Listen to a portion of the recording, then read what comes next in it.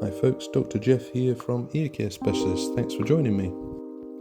This patient had suspected earwax, although they'd never had any wax taken out of their ears before. They'd noticed some muffled hearing and their ears generally felt a little bit blocked off.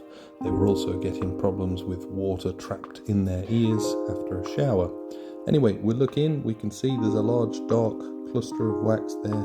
We've speeded things up and just getting it to a stage where it's about to come out. I've used a bit of oil during the appointment to help with removal. And we bring it out now. It looks quite big, but as we turn it, you'll see the length of it extending down the ear canal. So that was pretty long, and they'll feel a lot better after it's come out.